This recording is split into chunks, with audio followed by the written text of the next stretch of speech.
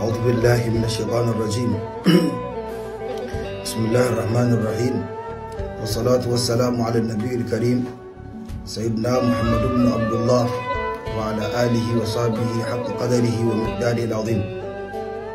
يا همة الشيخ اهضري لنا بهذا المحضر ولتعطفي بنظرة تأتي لنا بالظفر. شاغبني ما سجر ما السلام عليكم ورحمة الله تعالى وبركاته. منا تاردا littafin jawahirul basaili na wasiƙun maulanmu Sheikh Ibrahim radiyallahu ta'ala anhu wa ardahu annabi amin. Yau za mu tashi wasiƙa ta 12 daga wasiyoyin shehu, wasiyar da shehu ya maɗiyan shekhanai da ɗiyan manya da ɗiyan sharifai, wa'anda za mu ji abinda shehu ya masa wasiya da shi. Shehu ya fara wannan wasiƙa da bismillah da alhamdulillahi wahdahu, yabo da godiya sun tabbata ga Allah shi kadai, wassalatu wassalamu ala rasulillahi sallallahu alaihi wasallam, tsira da amincin Allah su tabbata ga manzan Allah sallallahu alaihi wasallama. Nasihatun, shehu ya ce wannan nasiha ce na haltuha lakum, na ba da ita kyauta gare ku, ma'ashara al-aulad min shurafa, ku wato ‘ya'ya daga cikin sharifai, alladhina nahaw sufiya, wa'inda suka shiga tafarkin sufaye. Wahiya, wannan nasiha ita ce ittikhadhu hirfatin, shine ku samu sana'a, likasbil halali, don ku samu abinci na halat, wa qad'i takassubi, ku yanki wato ku daina ne tsorori, bidda warani da yawo, bi mujarradi su'ali wa tama'i, saboda bara da kwaɗan abun hannun mutane, wa raf'il himmati, da ɗauki himma, an tilkal hirfati dani'ati, ga wannan sana'a ta koma bayanci.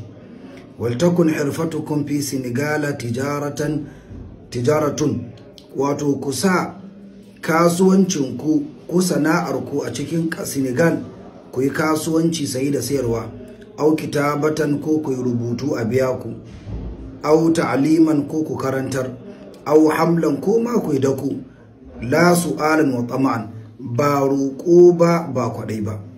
Wa man lam yajid sabilan ila ahadi tilka al-ashghal, wanda bai samu damar yin ɗaya daga cikin waɗannan sana'o'i ba, falyarda bil faqri wal qana'a, ya haƙuri da talaucin shi da wadatar zuci, ya ɓoye talaucin shi. Wa yashtagilu bil ilmi wa dhikr, ya koma masallaci ya ta karatu yana zikiri. Qala jalla min qa'il, Allah tabaraka wa ta'ala yana cewa, lil fuqara'i alladhina uhsiru fi sabilillahi la yastati'una darban fil ardi yahsabuhum al jahilu aghniya'a min at ta'affuf. Uhsiru fi sabilillahi, ma'ana wato talakawa wa inda suka takaitu ga lamarin Allah da yaƙi da abubuwan da suke da ɗaukaka kalmar Allah ne. La yastati'una darban fil ardi, ba su samun damar zuwa su yi kasuwanci saboda abun da suka shagaltu da shi. Yahsabuhumul jahilu aghniya, wanda bai san halin bayan Allah ba sai ya dauka su ma mawadata ne, ba su bukatar komi, min ta'affufi, saboda kamewarsu, kullun suna bayyana wadatuwarsu da tsananin isuwarsu da Allah.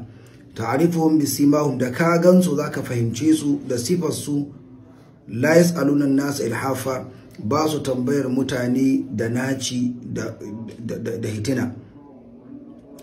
Wa fi sahihain, ya zo cikin sahih Bukhari da Muslim, la tazalu al-mas'alatu bi ahadikum, ruko da bara ba zai kyale ɗayan ku ba, hatta yalqa Allah ta'ala, har sai ya gamu da Allah, wa laysa fi wajhihi muz'atu lahmin, ba ya da naman huska, babu ko tsoka ga huska ta, ma'ana ya zubar da mutuncin gaba ɗaya, bai da ko ɗan tsito.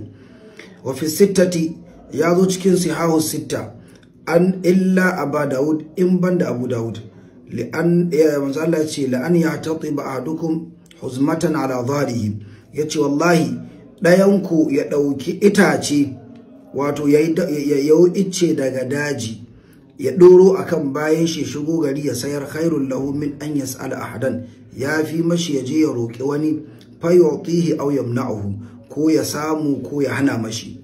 Suna cewa idan ka tambayi mutum abu ya baka, kaji kunya. idan ma ka roƙe shi bai baka ba still ka ji kunya. Wala Abi Dawud wa Nasa'i. Da haka idan zaka roƙi mutum to ka san wanda zaka roƙa mutum ne mai girma gare ka, wanda mutuncinka na iya wato ka bashi kyautar mutuncinka ne. Allah ya wadata mu. Wala Abi Dawud wa Nasa'i, ya zo ga Abu Dawud da Nasa'i, man takaffala li Allah yas'ala an-nasa shay'an, wa zai lamunce mani kar ya roƙi komi ga mutane, atakaffalu lahu aljannata, ni kuma zan lamunce